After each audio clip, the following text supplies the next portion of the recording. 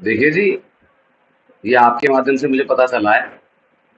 हालाँकि मुझे कल पता चला था कि उनके खिलाफ एक एफआईआर हुई है, क्योंकि उन्होंने राकेश नामक जो व्यक्ति हैं, वो भी हमारे नेबर ही हैं, उनके मकान पर कब्जा कर लिया है, जैसा कि आरोप राकेश जी के द्वारा लगाया गया था, जिसमें उनके खिलाफ एक एफआईआर कटी है।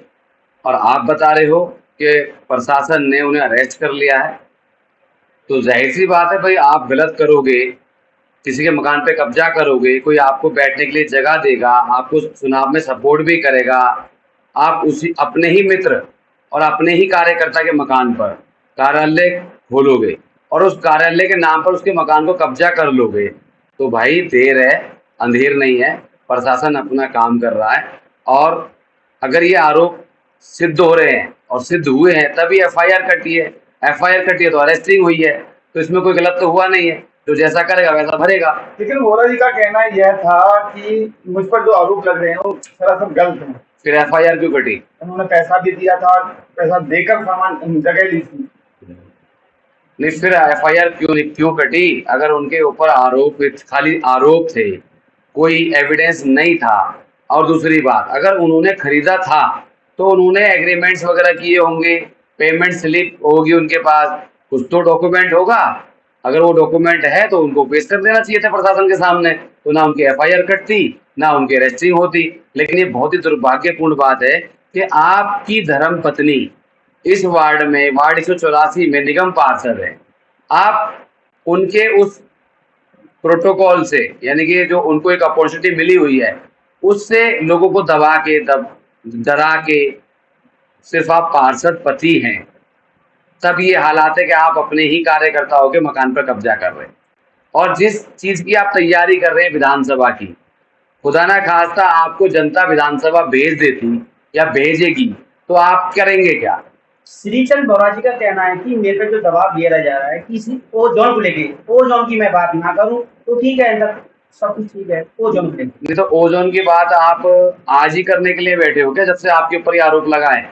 ओजोन तो बहुत लंबे समय से है, और आपको तो ओजोन को लेकर अपनी ही, जब आपकी पार्टी सरकार में थी आम आदमी पार्टी, उस टाइम बात रखनी थी। आप तो, आपकी पार्टी भी नहीं है, और आपको सिर्फ एक निगम मिला है, आपको साफ सफाई की करने की एक एक डेजिग्नेशन मिली है, जिसमें आपकी वाइफ निगम पार्षद हैं। आप उसको तो संभालिए। ओजोन के लिए तो और बहुत लोग हैं, बड़े बड़े हमारे क्षेत्र के जो सांसद महोदय हैं, विधायक महोदय हैं, जो सब अभी सीट पर बैठे हैं, वो भी ओजोन की बात कर रहे हैं। फिर वो जो पार्ट है वो डीडीए का पार्ट है, सरकार का पार्ट है जी। आरोप तो कहीं ना कहीं राकेश जी पर भी लगाया गया, गिरफ्तारी फरीदाबाद से उनकी भी देखी गई है, बिल्कुल। तो क्या वो गलत नहीं है?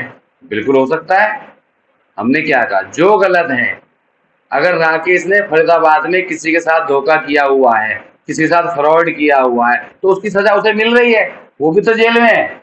हमने जो सुना है कि वो भी एक फरीदाबाद के किसी मुकदमे में उसके ऊपर एफआईआर हुई है, और उसी एफआईआर की वजह से आज वो जेल में है। तो अगर उसने गलत किया है तो वो भी तो जेल में है। बात करें आम आदमी पार्टी की नाव डूब से क्यों जा रही है, उसमें कोई शहर लग चुकी है? क्योंकि कहीं ना कहीं जो आम आदमी पार्टी से जीते हुए पार्षद थे वो बीजेपी में शामिल हो चुके हैं, कहीं ना कहीं दल बदलने जा रहा है, पार्टी को कमजोर किया जा रहा है, सर क्यों? नहीं, देखिए, पार्टी का मामला नहीं है ये। पार्टी की विचारधारा अलग है, व्यक्तिगत विचारधारा लोगों की अलग है।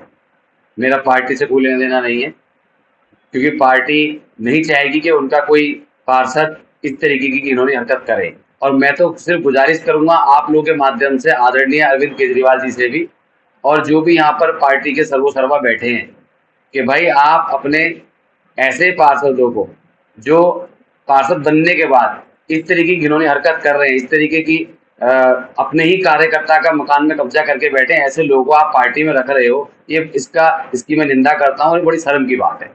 कहीं ऐसा तो नहीं कि उनकी छवि को धूमिल करने के लिए भी ऐसे कार्य किए जा रहे हो, क्योंकि आगामी चुनाव आने वाले हैं 2027 में। किसकी छवि को? पार्षद पति के।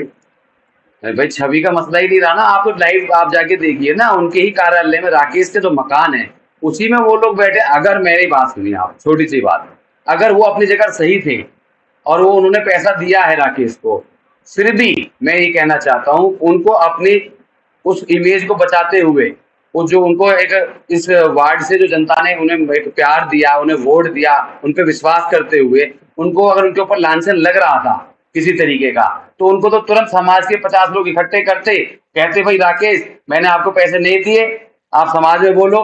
वो कहता जी नहीं दिए, कोई बात नहीं, ये पकड़ अपने मकान की चाबी, ये चाबी पकड़ और भाई मैं तुझसे कोर्ट में के लड़ूंगा, अगर मेरे पास कुछ प्रूफ होगा तो मैं अपने पैसे वापस ले लूंगा। उसमें उनकी इज्जत बनती, लेकिन उन्होंने तो उसके ऊपर और दबाव बना दिया और पॉलिटिकल पावर दिखानी शुरू कर दी, उसे धमकाना शुरू कर दिया, उनके परिवार के लोगों ने आकर उसे धमकाना शुरू कर दिया। अरे भाई जो गलत है वो गलत है, राकेश जहां गलत है वो सजा काट रहा है, आप जहां गलत हो आप भी सजा काटोगे। अंत में क्या कहना चाहेंगे वार्ड की जनता को, कैसे इस मामले पर नजर डालें? भाई मैं तो क्षेत्र के सभी सम्मानित लोगों से कहूंगा कि ऐसे लोगों से बचें जो सत्ता का सुख लेने के लिए आए हैं और सत्ता का उस सुख के साथ साथ उस सत्ता का दुरुपयोग करने के लिए सत्ता में बैठे हैं। ऐसे लोगों को बिल्कुल भी आने वाले समय में कभी भी खड़े होने का मौका ना दें, वोट ना करें, सपोर्ट ना करें। नहीं तो ये तो एक छोटा सा एग्जाम्पल उन्होंने दिखाया है कि एक व्यक्ति जो उनका ही कार्यकर्ता, उनके लिए जिसने रात दिन एक कर दी, 5-6 साल कंटिन्यू उनके लिए काम किया, उसी के मकान पे कब्जा कर लिया। तो इससे आप लोगों को बचना चाहिए।